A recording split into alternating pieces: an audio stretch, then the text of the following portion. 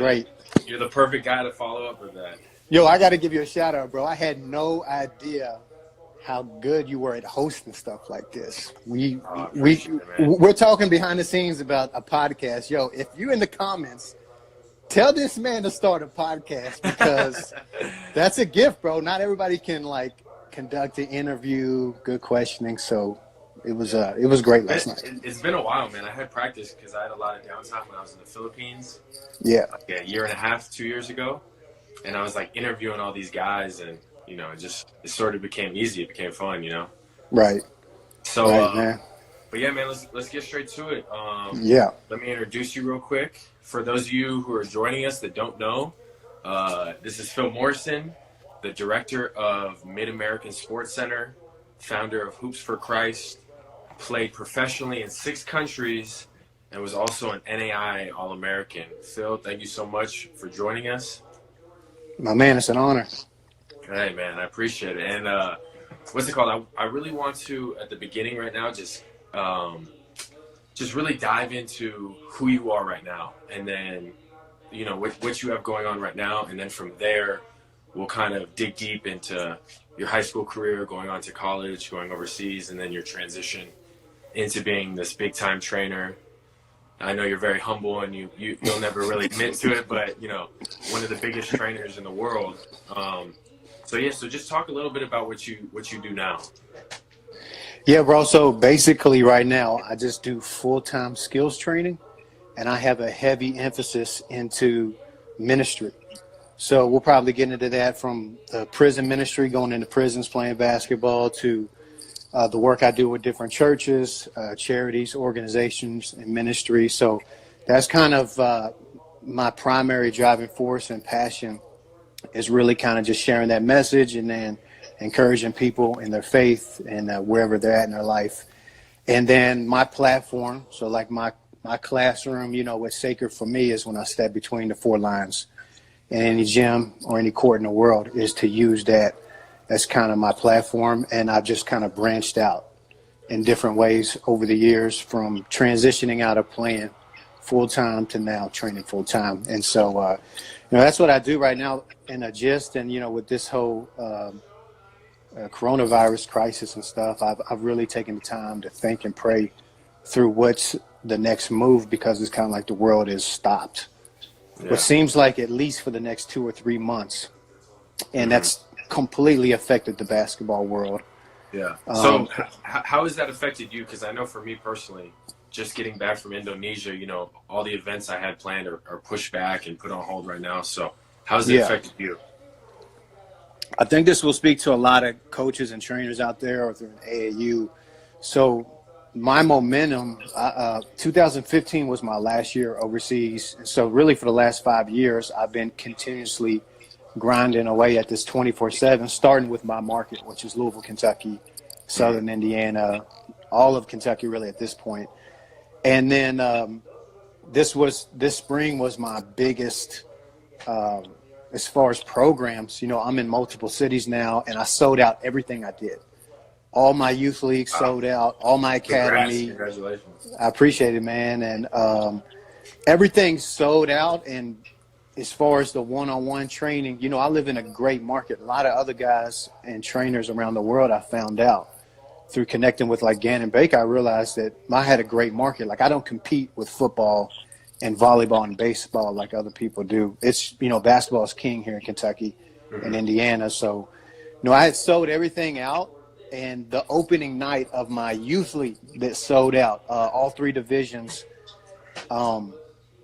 that was when they announced that schools were being shut down here. So that's like 2 weeks. That was the last 2 weeks. I felt like 2 years, bro. It was like 2 weeks ago. That's how crazy it was. Yeah. And I went home that night, and President Trump made the speech, the original speech. And then I was watching that NBA game when the season got canceled, like live. Mm-hmm. And I remember telling my wife, I was like, bro, this is a domino that's going to tip over everything else. I didn't know how fast it would happen, but I knew it would go NBA, NCAA tournament, overseas, and then on down to local coaches and trainers. So Yeah. Everything for me right now has been, as of last week, completely suspended. I'm not even doing any one-on-ones anymore at this point. Hmm. So, Yeah, I know. I feel you. Everything out here in Cali has been shut down.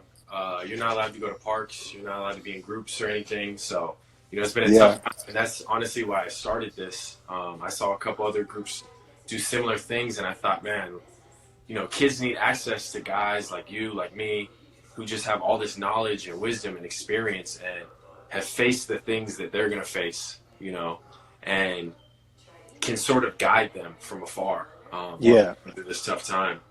Um, yeah. so let's talk about how you started playing. Obviously, everybody knows you play professionally, but what people don't know is you were all state in Kentucky. When did you really start getting a feel for basketball? Like, oh, this is my thing. When did you fall? Um, I would say I grew up. Um, my first love and passion from when I can first remember was basketball. My entire life, like I had the Jordan posters on Mm-hmm. my wall. Before every high school game, I was watching Michael Jordan to the max. That was like a routine thing for me. And so I had always been a gym rat, but I didn't realize when I was growing up how great the talent was. I was just trying to survive. I grew up in the inner city of Louisville as far as playing, so I was usually the only white kid, playing, white/Asian playing, and then You're not in the so right spot if it's any other way, man. we don't fit in, bro. Anywhere we don't fit in here, we don't fit in the Philippines. But anyway, that's another story. So I ended up, growing up, like playing one-on-one as a kid. I was playing against like Rajon Rondo. I was Rondo's backup on our AAU team. So I had no idea, and you would never thought Rondo would have gone on to be an NBA All-Star, because he had so many holes in his game back then. Oh, really? But he was So, just like when he was like 16, 17 years old, what was Rondo like? Like from all a right. So let me tell you a story about Rondo at this AAU tournament. So this is what made him special. He'd show up, no shoelaces in his shoes, like wouldn't stretch, like Yeah. you know what I mean, like a wrinkly shirt on. And we would go out there against like and one was really big back then, or whatever, Nike sponsored team before the EYBL circuit and all that happened. And our coach would be like, you can't just like not get down in the defensive stance. He would like pray. He does it now. Like he would wait for him to go by him. Then with them long arms and hands, he would tip it out, go down and dunk it. You know what I mean? Like he couldn't shoot, but he could get 40 off of floaters, layups, and free throws. Wow. Yeah. In high school, we played a triple overtime game against him. He had 47 points, 22 rebounds in high school against our team. We were ranked number 18 in the nation. Yeah. You guys So, didn't think you know, like, oh, this is Rondo. Like, let's just sit in the key and make him shoot. listen, You bro. couldn't. You couldn't with The thing, you know this too, because people scout you. They know what you're going to do, Yeah. but against a great player, you still can't stop them from getting to their spots. Yeah. That's the difference between a great player and everybody else. And even back then, but I would say his basketball IQ was probably the best I had ever played with or against. Like that was the thing, is he saw things, and he's a dog, like a total killer. He's a total killer. As far Rondo would hit a switch, and he was ready just to destroy by any means necessary. And those two things, other than his insane athleticism, is why I think he ended up making it in the NBA and not drift into like the G League 1 or 2 years in. Yeah. So, but yeah, that's how I grew up, man. Was just playing against guys like that and just trying to survive by work ethic. Work ethic. That was it. Definitely. So how does because obviously I'm in Los Angeles and this is sort of like quote unquote the mecca of basketball right now. It's so easy for kids to get recruited out here. There's so many schools, the spotlight is on. But all the way in Kentucky, Louisville, there's probably so many hidden gems. How would kids like that get recruited?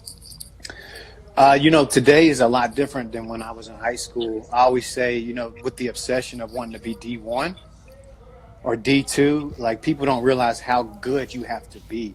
If you just play the percentages alone, bro, like of all the high school players that even get a chance to play at the varsity level, 3% are going to play. That's JUCO, D1, NAIA.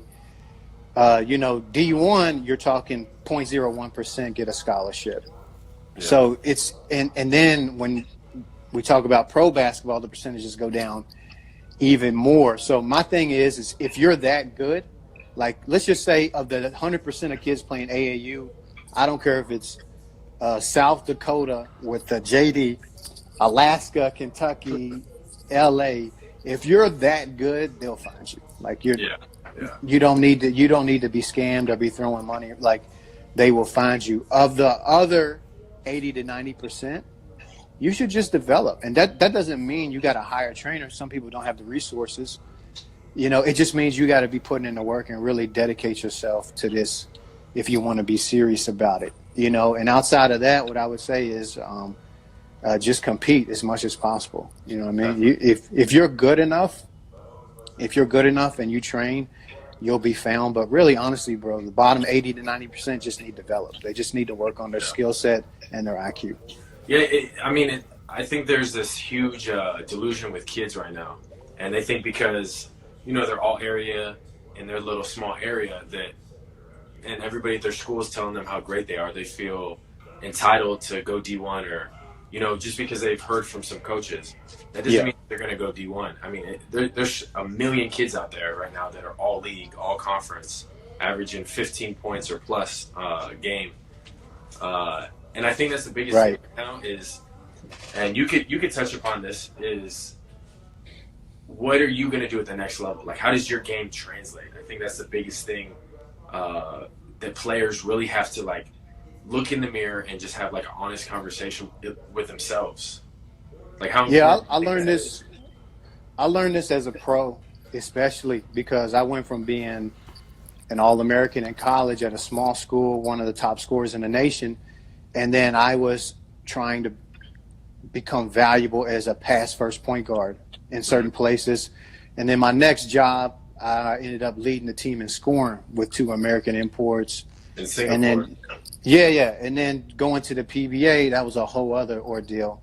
But, for the most part, I always tell people is nobody cares about what you're good at. They will only pay attention to what you're great at.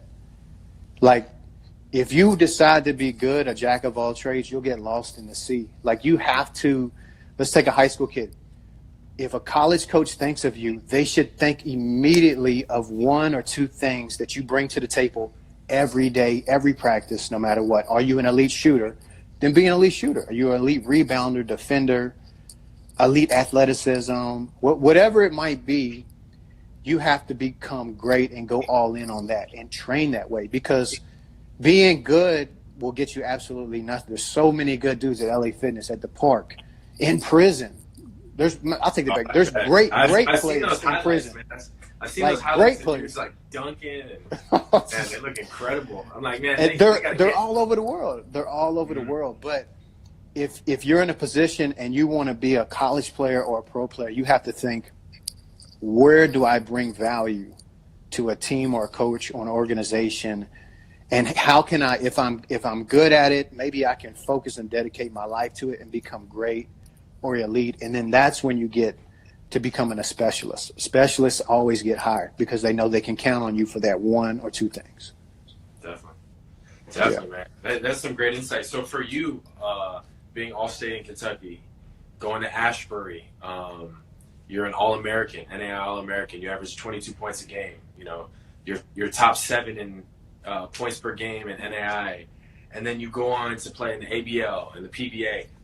Like, from the outside looking in, it seems like you have this pretty smooth path. What adversity did you have to face throughout your career?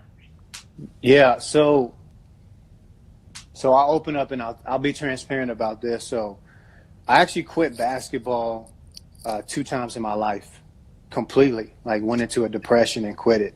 Mm-hmm. And that was after my freshman year of college, that transition as an 18-year-old, going to a new state. I went to a school outside of Chicago, and it didn't go well. Like, I clashed with my coach, and I mentally and emotionally checked out. Like, I lost my passion for basketball, which is very tough if anyone knows what that's like, when you just you lose it. You just lose your whole identity if this is all you've done your whole life. So I quit that for 2 full years. Like didn't touch a ball for 2 years. Wow. And that's when that's actually part of my testimony when I became a Christian, and then that desire came back. It was just a different type of focus. You know what I mean? It was just a different focus. And then I always tell people, I know for sure it was God, because who have you ever heard that stopped playing for 2 years, came back, and then was a 2-time All-American? Man, you know what I mean? Like Larry Bird. Right, there you go. He was a one-time. You know, you guys you're in a great category right there, man. Yeah. So me and Larry Legend are the only ones, I think. But I came back, and then again, after I finished my college career, I stopped again because I was trying to go to the Philippines. I was working with a couple big agents out there, very well known. I'm not gonna say their names, but everybody would know them if I said them. And he basically told me it would be impossible because of the paperwork process, which you know all too well. Oh, so and that explain that a little bit, because like I'm looking, a lot of kids are on here. When you say paperwork, obviously you're talking about gaining your dual citizenship, so you can then play as a local. Yeah. So for me personally, I'm half Filipino, half American. My mother's full-blooded Filipino from Pampanga. So what I did was I was playing in all these leagues as an Asian import or Asian exception. I never played as an American import. I personally don't think I would have been good enough to play as an American import. There's just too much competition, which a lot of American kids don't understand, how much competition and how few spots there are, just supply and demand. So I played as an Asian import, and to do that, you have to gain citizenship, especially for my end goal. My dream was always to play in the Philippines in the PBA. So I knew I had to gain that citizenship. The problem was during that process, I found out that my mother had passed away of cancer, 4 years earlier. Yeah. Right. So that was like a devastating blow, because I didn't have any relationship with my biological mother. And as a man, I was at the point in my life where I wanted to, I had no bitterness. You know what I mean? I just wanted to mend that relationship. I wanted her to meet my wife. I wanted her, I just wanted that relationship. Of course. So when I found out that she passed away and all the documents, she's true Filipino, like there's no telling where the documents were. You know what I mean? Like her birth certificate, citizenship. It felt like that a little piece of me died in that moment, and then my desire or my opportunity to play overseas died at the same time. Wow. And so I just totally stopped playing, like completely. I was coaching, but my desire to play kind of died. And like I said, the nail in the coffin was when the agent told me it would be impossible for me to make it. Of course. So how did you overcome that? Because obviously you got it and you played. So what did you do? Here's a wild story. So I started training. I came back to my high school, was going to be a teacher. I got a dual degree in art and education. A lot of people don't know I was doing oil painting and all that stuff. And I was going to be a teacher. I would not have guessed that. Yeah. I was going to be a teacher or an accountant. You know what I mean? So I was just, anyway. But my head coach, who's a Hall of Famer, been there 30 years, said, he was grooming me to take over the program. So I thought, maybe I should try. So I tried coaching for a year, and honestly, I didn't like it at all. So it just, my thing was like, I loved being in the gym, sweating, training, connecting, teaching. I didn't like all the little stuff that comes with coaching, the grind of high school coaching. How old were you at this point? I was like 24, 25 now. Of course, you're young, man. You still got your best years ahead of you. Yeah. So I ended up going back to an alumni game in my college. This is how wild this is, bro. This is how God works. I had like 35 in this alumni game. I hadn't played a game since my last game of college. Had 35, and I was like, yo, I still got it. Like, I can still I felt washed up at 24, bro. And I was just like, my wife, we got in the car, was like, maybe you should give it a chance or try to go back overseas. And I was like, no, that ship has already sailed. Well, I got an email to my phone at that moment. It was from Matt Montauk. That was my agent over there with Marvin. Shout out to Matt and Marvin, because God used him. He said, yo, I found you. You were in the pool to be on the national team, like one of the junior national people. I found your highlights So I had checked, but I had Phil Lamb highlights on YouTube that was like just blowing up over there. So he said, I think I can help you. And that started about a 16-month process to get my passport and eventually my citizenship before I made it over to being drafted in the PBA. That's crazy, man. That's crazy how, like, you think it's over, you quit, and then Yeah, all of a totally sudden gave up. fall into place. Yeah, totally gave up on it, bro. That's crazy. And I feel like there's so many stories with so many players that are like this. And I mean, this is like the real reason that I'm starting this is because there's even players on here that I'm looking that I know play JUCO or who've stepped away from the game for a year or two, and they're listening, man. So this is really great stuff. Yo, what I would say to them, if anyone tunes into this and you still got that itch to play, I think the advice I give guys, because Taylor, you probably get hit up all the time about how to go overseas. Mm-hmm. In my online program stuff, I'm putting my vlogs in there, how I went up. This whole story I'm putting in there in the blueprint. I think number one is just self-awareness. Like realize that sometimes, you know, like if you were going to be a coach, I heard a great coach tell me the number one key to being a great coach is marrying a coach's wife. Like your situation, like if your wife's not on board or your girl's not on board, that's a wrap. You're going to be fighting every time you go out the door to train. You know what I mean? Or coach, or like you got to look at your life and be like, is my life set up? You know, I got a 2-year-old son now. If I would have had my son back then, I wouldn't have. It's too much risk. Like the money was unsure. Me and my wife lived out a suitcase for 4 years. It was adventurous. It was risky. But some people aren't cut from that cloth. And not even to mention how mentally tough you have to be to understand that you're a piece of property and an asset or a commodity overseas, and it's a business. So you really have to have self-awareness and that work ethic and discipline if you think, man, I still want to keep playing. I want to give it a shot. Of course. So of all those places that you played, all 6 countries, obviously after this crazy story, you went to the ABL. What was your favorite place to play? By far, Singapore. Like I said, I got cut from Saigon about 3 months in after I was balling, bro. Like the first preseason few games, we were number 1 in the league, beat San Miguel, beat the Philippines, which is, you know, the king of Asia as far as in that league basketball. Southeast Asia, definitely. Yeah, for sure. And we had a couple injuries to imports. You know, my coach at the time threw me under the bus. And that's when I got a rude awakening to, you know, how ruthless the business side of playing pro basketball could be. But, you know, again, it was God, bro. Like I was supposed to fly home the next day and my flight got delayed a week. A player got injured in Singapore. The GM liked my game. And in 24 hours, bro, I packed up my hotel with my wife, signed the contract, flew to Singapore, and was playing 48 hours later for them against Thailand. Yeah. It all happened just boom, boom. Yeah, let me ask you a question. So obviously everything with you just happens quick. You know, these unforeseen things happen in your life, and it seems like that chapter's ended and you're about to move on, and then boom, you know, God or the universe just drops something right in your lap. How important is it, one, for guys to always be ready at any moment when they least expect it? And then secondly, how important is it for them to manage their mind in tough times and really focus on the big picture? Yeah, I think for me, you know, my life is different. My path is different than everyone else. But for me personally, you know, it all starts and ends with me praying about and thinking about, like, where am I supposed to be?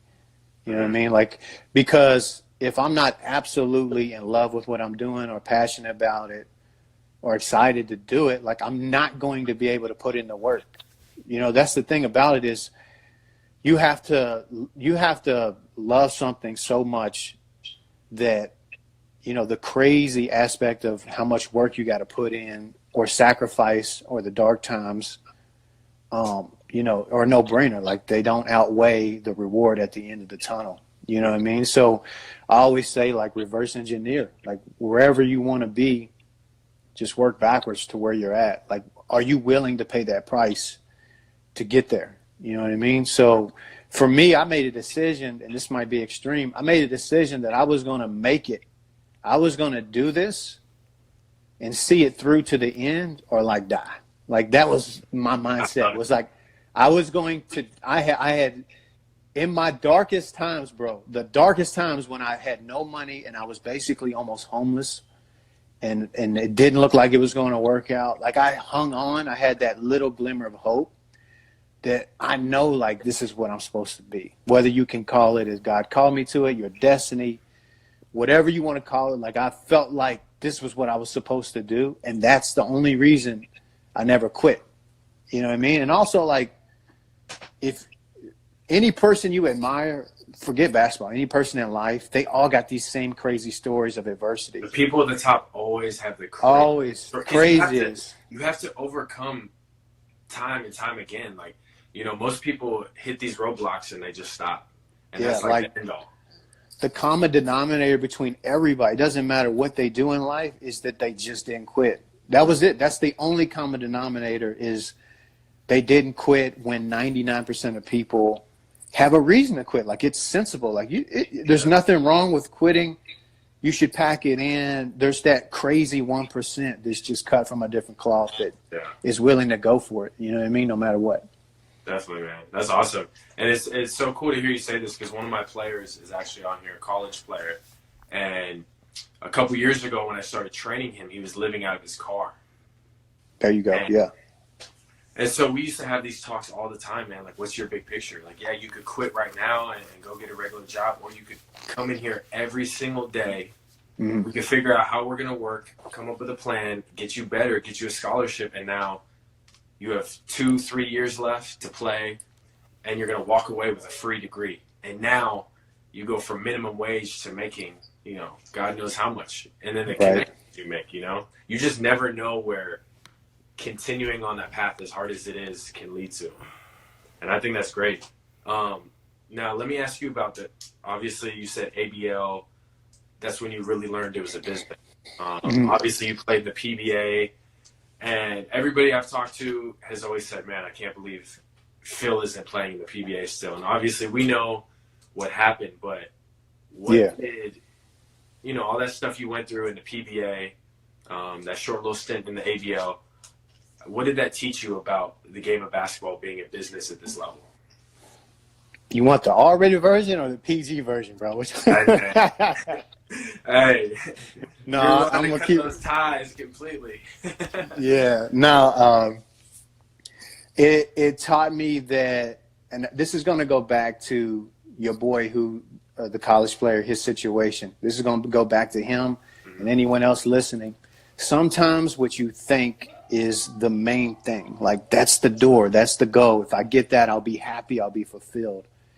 When you get there and it doesn't pan out like you think it is, I think a lot of people think, oh, I failed or I'm depressed but man, God has a way of showing you like that was just a door to the actual thing. You just couldn't see it. You don't have that hindsight. You're going through it.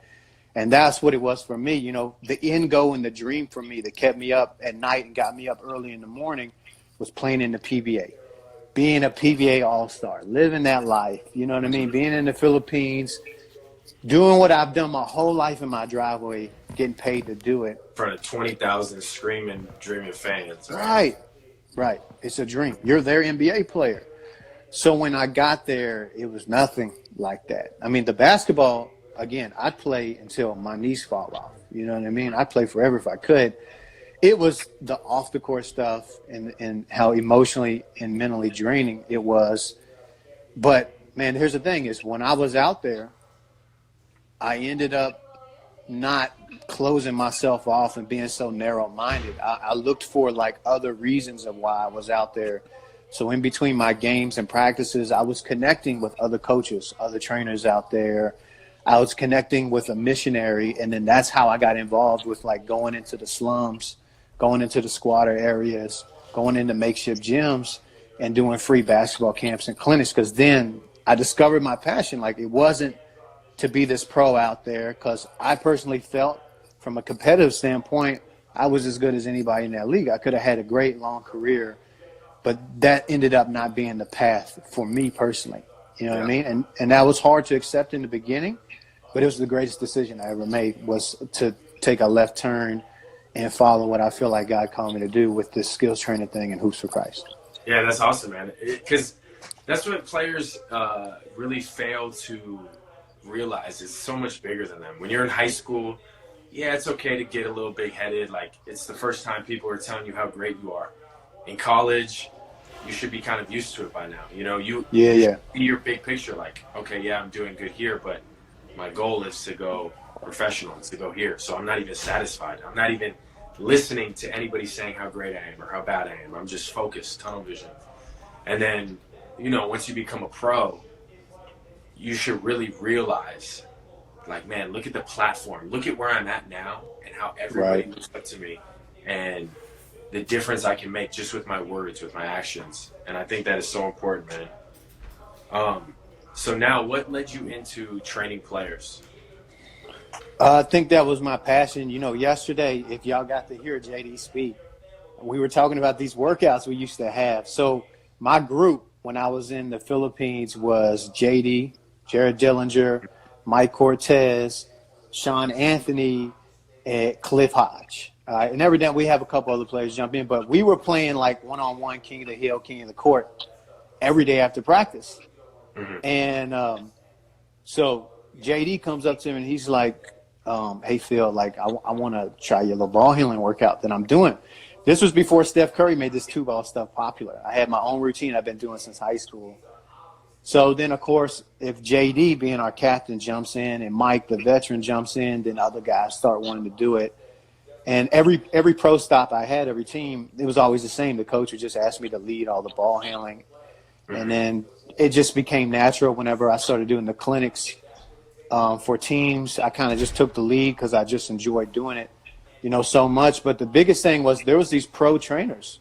You know, Instagram has really changed the game as far as the perception because it's so saturated now, but it was still kind of new. There was guys, a real world of guys who travel around the world who do this professionally. Like, they're hired and get paid to train pro teams and organizations, academy. Well, they would come in, do a workout, and, you know, no slight to them, and these are big-time dudes, Impact, IMG. All my teammates would be like, yo, Phil, they should just paid you, bro, to run these workouts because your workouts, bro, are just as good and tough. And so it made me think, you know what? That's just an affirmation. You know what I mean? That doesn't mean I'm good at it. I realize, okay, I can be the best trainer in the world or know my stuff as a coach, but if I don't know how to scale this thing, how to present myself professionally, make it a business, how to do all that, then I'm not going to be able to transition and make this a full-time thing. And so that's what I did my last year overseas, was I really focused on learning the business side of how to scale it into what I'm doing today. Yeah. Now, obviously, like in the day and age of Instagram popularity, that's kind of where people like verify, like, oh, he has a certain amount of followers, he has a blue check mark, so he must know what he's talking about. How do you keep it? Because I've noticed you've become more and more active on social media, which is great. You know, social media needs real guys like you, like Rico Hines, like Keon Kindred, you know, guys who don't care about all the fluff because they're really in it, and the amount of followers doesn't dictate who they train or what they do. How do you keep it authentic as possible while still trying to touch as many players as you can from afar? Yeah, I think you actually do a really good job of this too, what I'm about to say, Taylor. Like, I think it's just knowing who you are and what your goal is. Like, what's the vision at the end of the day? Mm-hmm. You know, I'm of the belief system that I actually kind of wish Instagram would take away likes and you know, views and stuff like that, because there's so many people that are just in their own head about really showing their gift and the thing that's actually going to speak to somebody. You know, I get messages all the time with people that are going through a dark thing, and they'll see a post or something that may not have to do with basketball. It may not even be basketball related, but I decided, like, I wanted to post this. Mm-hmm. And I'm thinking, wow, why was I in my own head about that? Like, that really spoke to somebody at that time. You know what I mean? So that's why I end up that's how I focus on what I do. Is number one, being a basketball teacher. I'm not worried about engagement as much. I'm not worried about trying to be flashy or show off as much, which is fine if that's someone's plan for social media. It works. Yeah. But my thing is to be an authentic basketball teacher, Yeah. and then number two, leave a mark. If I died tomorrow and they could scroll back through my thing, that I was a real one, that I stayed true to what my mission was, and honoring who I am, and as far as the ministry work that I do. So Definitely. And man, that's definitely like one of the reasons I rock with you, and I feel like so many other people do. Because you are a real one. You keep it real at all times. You're not afraid to express your faith. You're not afraid to always tell people who you are, and give knowledge and wisdom like this. So, what do you feel like makes a great coach or a great trainer?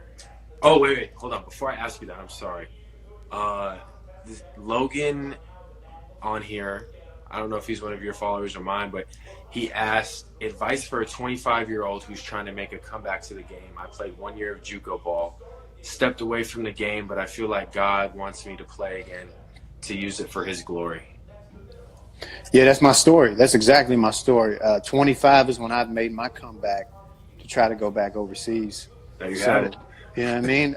My advice to Logan or anyone else, bro, is just once you figure out that I'm willing to make all the sacrifices to put myself in the position, meaning hard work is the price of admission. Just because you work hard and you dedicate your life to it doesn't mean it's going to happen. And that doesn't mean you're a failure. Like, that's a beautiful thing to, like, really go after something. You know what I mean? Because think of all the naysayers or people telling you. If you are willing to do that first and then revolve your life around that goal, I think that would be the first step, of doing it once you really feel like in your heart and your soul, like, this is what I'm supposed to be doing with my life. Yeah, definitely. Definitely. And, hey, guys, there's a lot of great comments and questions on here. Please keep them coming. Keep asking Phil as many questions as you want to get out. We only have him on here for a short, limited time. Ricky said, Phil, what's the best way to increase my offhand? Put in the work, man. You usually it's called. Just use it. Look. Here we go. Ready? This is a banger. I do this in camp, so I'm gonna do it right now on IG. It's called the circle of failure. I usually have a basketball set. So you're not good at something because you won't work on it, and you won't work on it because you're not good at it. So you avoid. You fear failure. You avoid it. It's a circle. It's a cycle. It controls your whole life. Mm-hmm. So once you accept that you suck with your offhand, my man, and say, I'm going to do double, triple the reps, suddenly you become a lot better at it. It's that simple, man. You know what I mean? I feel like what I tell players all the time is I never used my left hand when I was in 5th grade. Like, I refused to use it. And my dad told me the only way I'm ever going to be able to play basketball and become this player I want to be is if my left hand's better than my right hand. So he told me for the next month, I want you eating all your food. I want you brushing your teeth. There you go, yeah. And now, to this day, if you read any scouting report, and I've seen scouting reports like Mono Vampires, I've read, like I picked up the paper after the game to see their whole scouting report, it'll always say, force him right. Goes left 70% of the, how they have all the statistics, Yeah.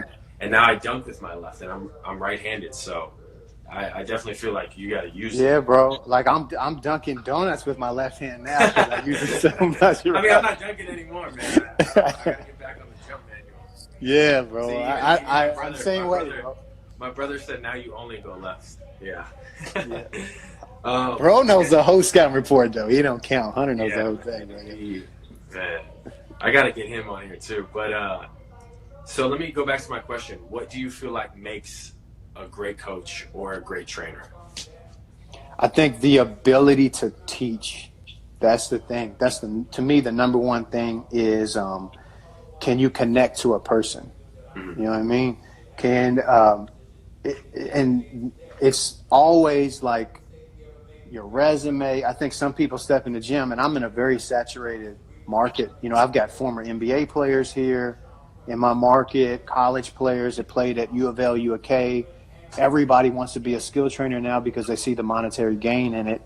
But I think what's true always prevails in the end. Like if you really have a gift to teach, and one of the best teachers I know he doesn't even do any demos. Like I'm trying to be a demo guy. I'm out there trying to do the shooting and dribbling routine. He doesn't even have a rock in his hand, but he can connect and teach, right? And I think to me, that's the number one thing you want to look for is someone who legitimately wants your best interest in mind. They care about you and they got the ability to teach no matter what they look like, what background they are, what their resume is. It's great to have a resume, but I've met a lot of pro guys that are just not great teachers. They don't speak well. They don't have the social skills or the business skills to really do this at a high level. Yeah, and I feel like a lot of the times, because I always say I'm pro, but I always tell people, I've played in 12 countries, but that doesn't make me a great coach. What makes me a great coach is the way I conduct myself, the way I carry myself, but also I'm not an uber athletic guy who's kind of just skated through and, developed early, so he's had this straight path. I've faced every adversity you could possibly imagine. And, I was 5'8" in high school. I was unathletic. I went through cancer. I went through so many things that I've had to overcome it. And all these things that I've learned through basketball and put into my life is why I'm a good coach. And I think I kind of just answered the sport mentor's question when he said, just talk about how your approach to the game can help you with your approach outside of the game. And I think they come hand in hand. Basketball is just a mirror for life at the end of the day, because all these lessons that you learn. Yeah, you can really, basketball is really a metaphor for our life. You know what I mean? Mm-hmm. So that's the reason why, like, just take you for example. I've watched you from afar, and we've got to know each other, played together, and everything else. But you've got a special gift of being able to take your circumstances and then intentionally pour back into other people without wanting something in return. Mm-hmm. You know what I mean? That's the thing I think a lot of people can sense is there's so many people out there that they run the sprint but not the marathon. They want the monetary quick front end gain, and if they don't get it, they burn the bridge, and they don't understand that it's not even about you. You know what I mean? Like I always say, your gifts reflect the giver. For me, gifts reflect the Lord, the one that gave us the gift and the talent. So if you understand the gift's not for you just to put you on and make you famous or get you money or whatever, it's to pour back into other people. I feel like that's what's going to get people far, and just your approach to life is really how you handle the game. Selfish people in life tend to be selfish players.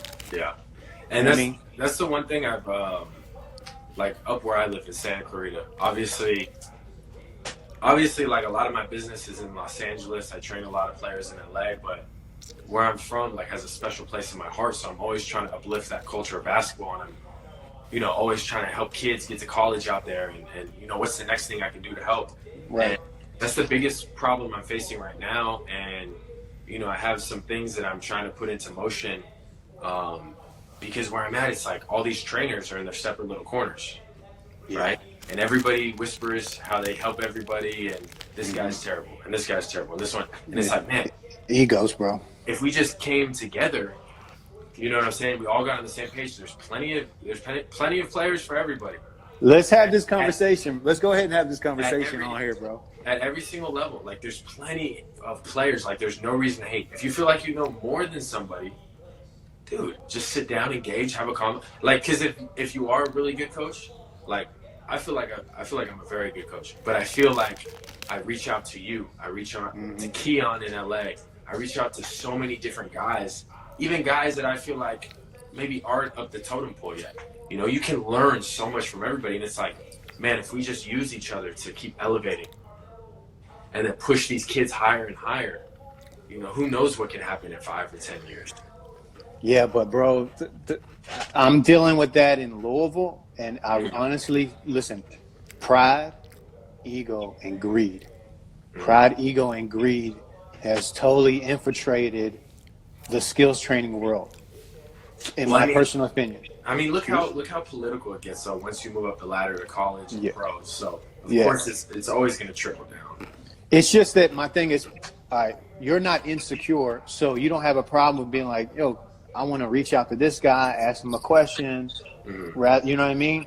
And then here's the thing about it in my market, he doesn't have to lose for me to win. Like Yeah. that's exactly what you're saying. Like he can be successful and I can be successful. You know what I'm saying? And it's helping this group rather than what I'm talking about with the ego and the greed, which is I'm trying to get mine. I'm Yeah. trying to be the number one guy. I'm trying to be the best in the game and hating on everyone else. Like I said, like other people don't have to lose for you to win. That's the thing about when basketball players, especially high level ones, they try to transition into this or the business side. They look at it like there's a winner and there's a loser. Mm-hmm. And that's not the case. You know, what helped me was I went into ministry like I was going to be a pastor. So how foolish would I look hating on other people on IG? You know what I'm saying? Or talking negatively about someone else when I'm just trying to use my platform to better the people that whoever God allows me to come across my path, whether in person or through social media. You know what I'm saying? So Definitely. a lot of people don't look at it that way, and that's why it's so tough to bring guys together because of those three things, man. Yeah, and even my prep school coach is on here, Coach Scott Lovely, and he's definitely a guy. You know, we're on the phone all the time, even when I'm overseas, and I'm always trying to pick his brain. He's coached highest level college. He's coached prep school when we were fifth in the nation. He's coaching high school right now. Even when I call him and I'm like, Yeah, hey man, like I have this kid. He's 6'3", blah blah blah. He hits all these points. Like he's definitely a D1 player. All right, no problem.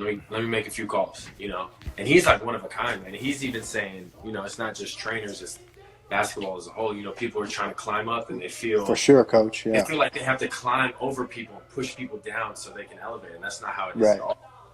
The guys who are really big time, and I mean, you've been around Gannon Baker and these top guys. You know, the guys who are really at the top of the food chain. Um, they're all about giving. Everything about them is I'm just trying to give knowledge and I'm trying to connect people. Yeah, I think more than anything too with the coaches world and that what your coach was talking about. You know, I've been under that kind of coaching myself, and I've seen how they'll give you the shirt off their back. Yeah. You know what I mean? A lot of this stuff goes unseen, but it always comes back around, man. I always believe in reaping and sowing for sure. Definitely. So, obviously, before we went on, I told people to ask their questions. A couple people messaged me questions. Cool. The first one I have written down has to do with what we're talking about. A coach from Vermont asked, as a young aspiring coach, how can I work my way up to coaching in the college ranks? I think bringing value. Be someone who is willing to do the little things to where you become valuable. You know, like a lot of it is just if a coach likes you, like you become their guy. I've seen this happen with Rick Pitino. Someone in my family, he just liked this guy. I mean, you know, legally he got a Jeep. You know what I mean? Increased salary. He got a lot of stuff just because he liked him. Like he was willing to do the little dirty work. He didn't have an ego. He brought value to everyone around him. You know what I mean? It wasn't intrinsically like, what can you do for me? You approach the situation of like, how can I make this player or this coach or this team on this day better? If you come in with that mentality of how can I bring value to the situation, you'll be successful no matter what. Definitely. Now, K underscore Boogie 23. I don't know how these kids come up with these Instagram. I like it, K Boogie. Let's get it. He must be good with his handles, man. How important is it having mentors? I think 100%. And I think traditionally the word mentor means someone you can see in person, but it's changed so much now.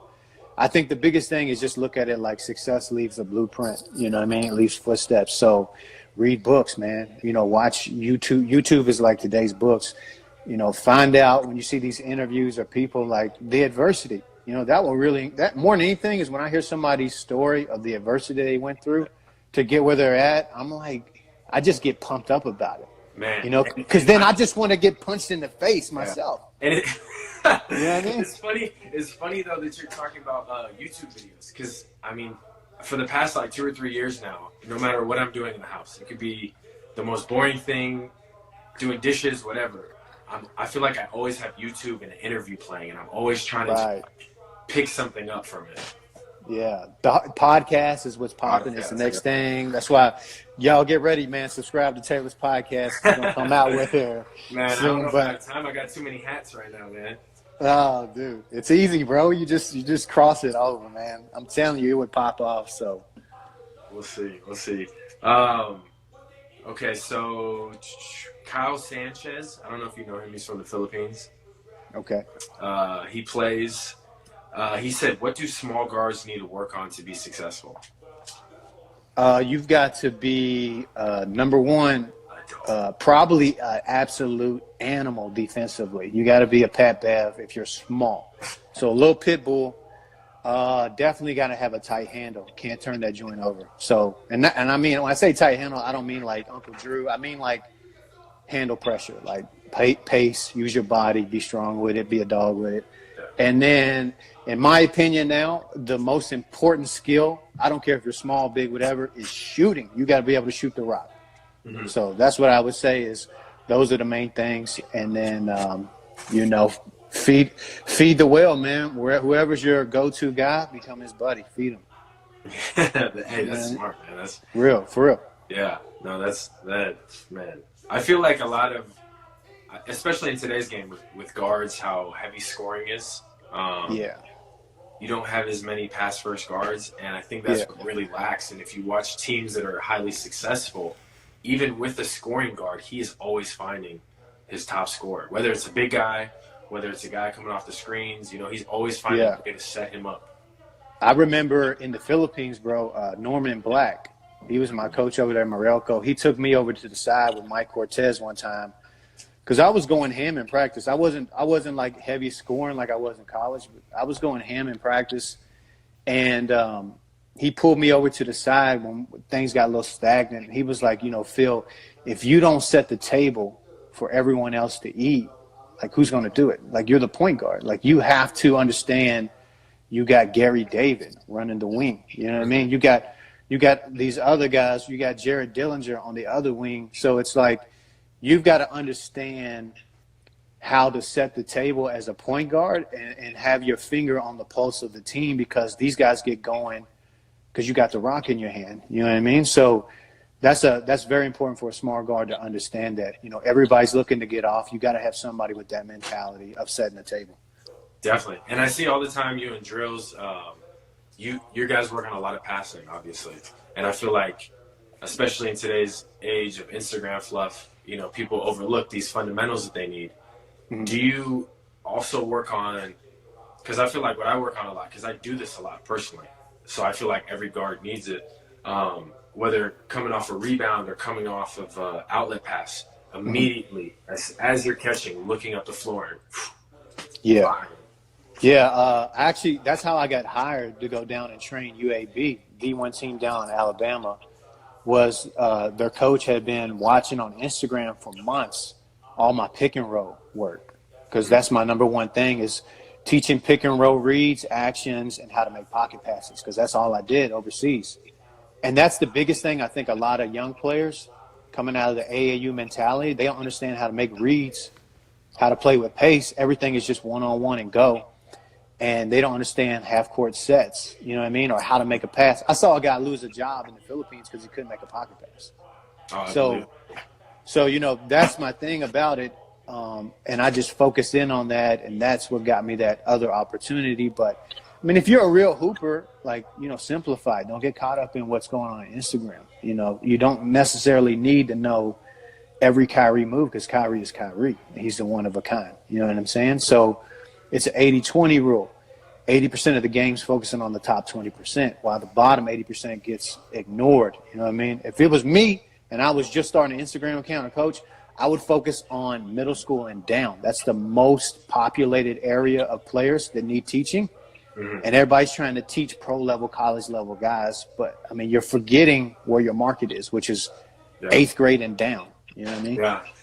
It's funny you say that because if you look at my Instagram, it's like totally shifted. I used to only post my college and high level pro guys, NBA G League guys, and now it's just like you'll see a lot of young kids on there. You'll see girls because that's who's following me. So I want to be able to reach them. I don't want to show Kwame Alexander come down, make a move, and then windmill in the lane. You know? Yeah, yeah, 'Cause yeah. It's nice, that yeah, you're not going to get a lot of views and likes off of doing the kids, but you're going to bring the most value to the world, in the basketball world, by posting that stuff, because, you know, people are hungry for knowledge, so they can't relate to a guy who's insanely athletic. It's fun to watch, but at the end of the day, people are trying to learn and grow where they're at. definitely. So now, um, what's next for Phil Morrison? Right now, man, I'm focusing so much on my online training program, and I've seen a trend. Where can people find that? Because you've released a little bit of it, right?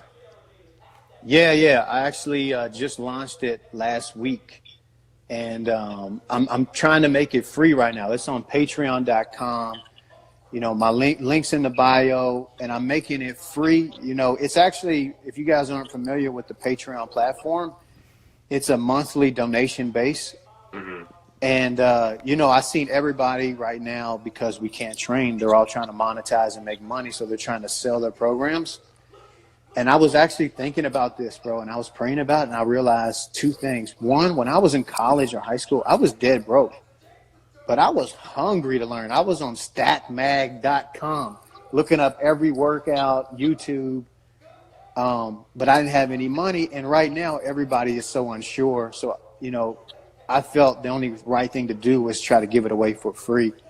So that's kind of what I did. Anyone that opts in for $1, I'm just going to refund them $1. Yeah, But that's amazing, man. That's awesome. yeah, it's on Patreon, and everything that I've ever done over the last 5 years, I'm converting over into this program, trying to give it away for free. All my handling defensive pressure series is sold in 20 different countries last year. All my drills, all my talks, all the vlogs, the blueprint of how I built my ministry, my skills training business, everything that I've done, I'm going to put in there. And I'm just trying to build a community of people that can learn from each other. So that's awesome, man. That's so cool of you, especially with everything going on right now. So many people losing their jobs. You know, so many families. right. They don't know how they're going to pay for next month's bills and stuff. This is definitely something kids can use and really distract themselves and kind of just dive into what they love and, you know, separate themselves from the rest of the pack. So I'll definitely send me all that stuff after this, and then I'll definitely be posting the links. I appreciate it, man. Because my personal page gets a lot more traction, so I'll post it there too. I guess coach isn't as exciting as overseas basketball player.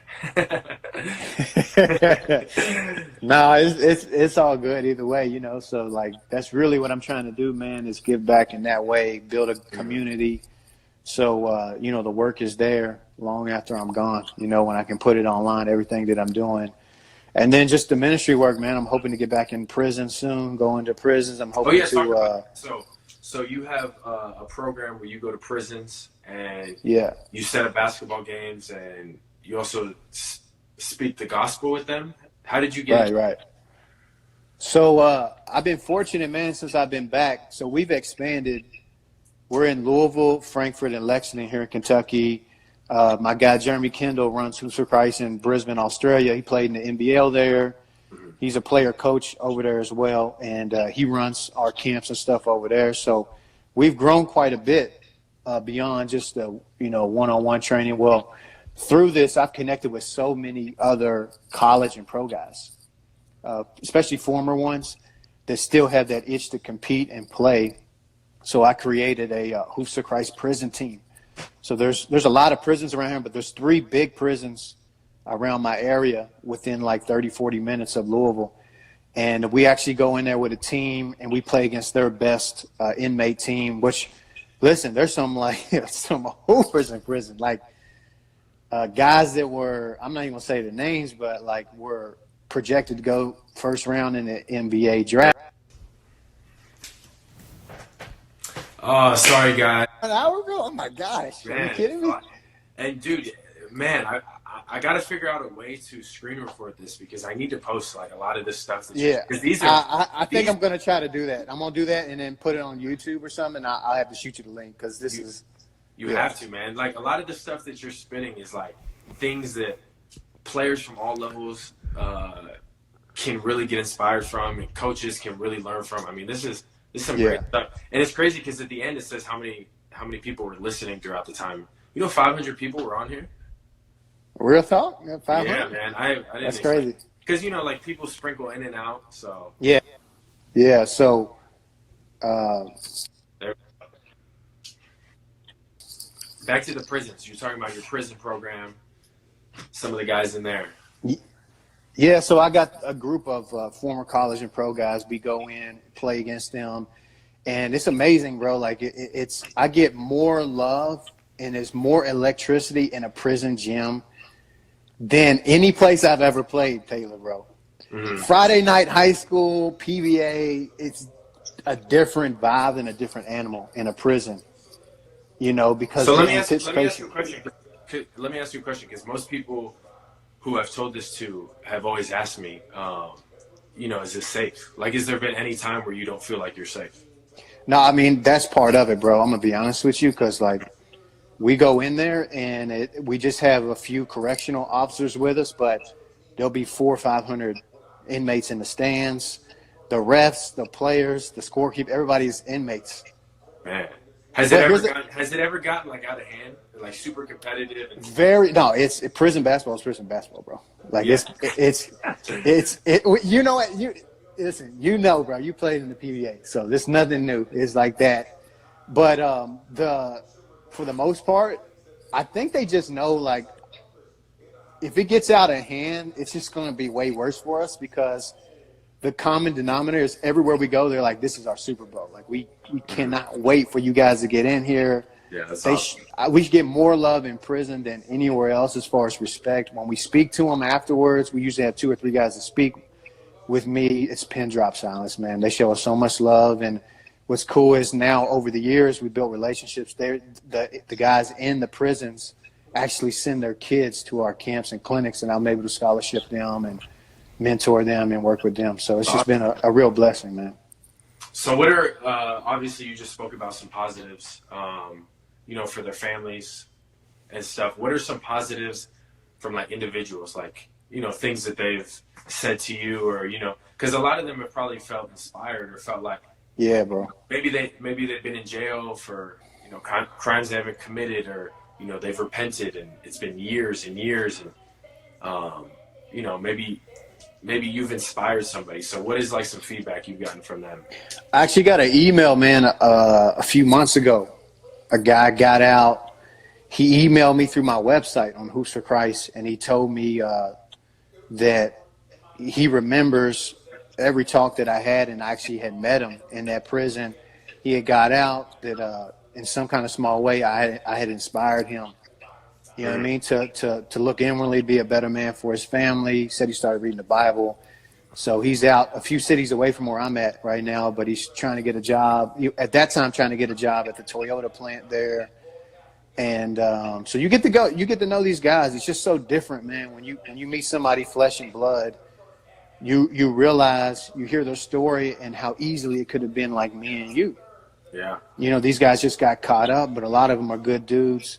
Whether they were rightfully convicted or wrongfully convicted, they're human beings, man. They got feelings and stories and lives themselves. Yeah, that's awesome, man. That's awesome. You might want to answer after this. If you scroll up, this guy Logan said, "Would you be willing to branch Hoop for Christ out to Colorado?" So that might be a conversation we need to have. Actually, I've had people ask me in Dubai, people in Africa. Oh, wow. All over the world hit me up about that. And, man, just shoot me a DM. We'll talk and stuff.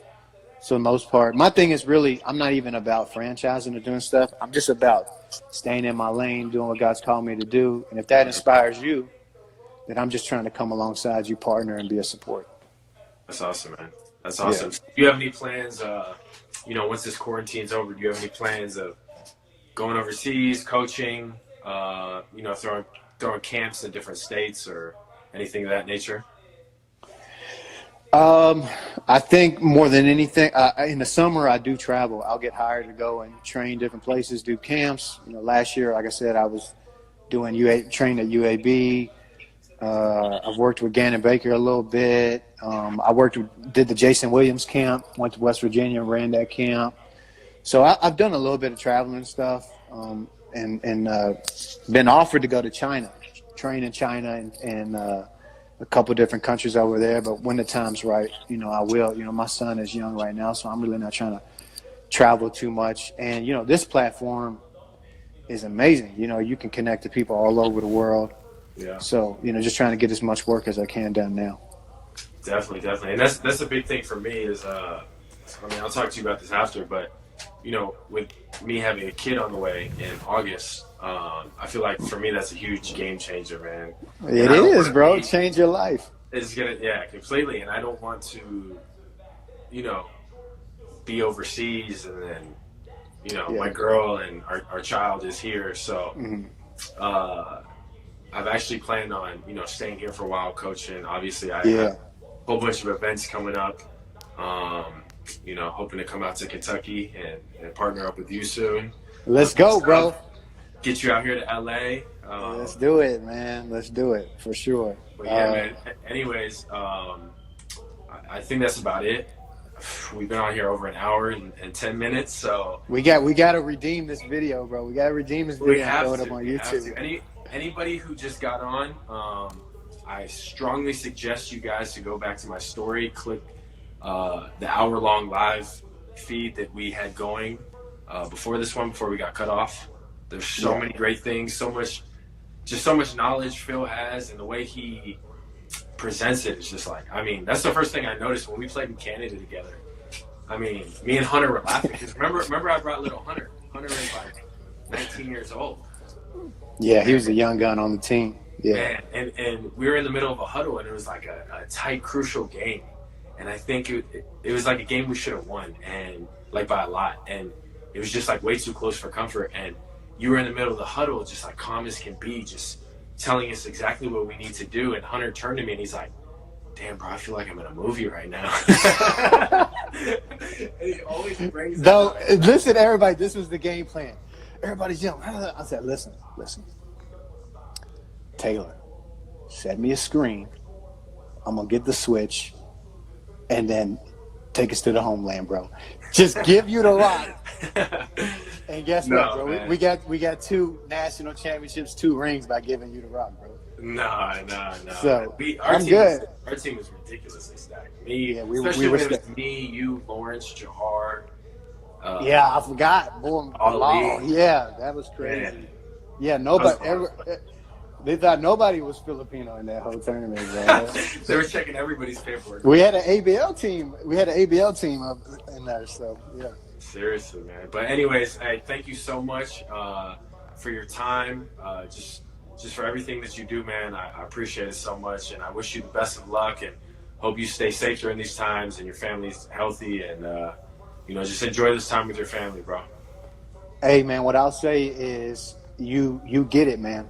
Like, you get it. You understand the principle of reaping and sowing. That's why whatever you decide to do, you're going to be successful, man. I'm really proud of what you're doing, not just professionally to be at a high level, but how you're giving back in the game. A lot of guys never get that.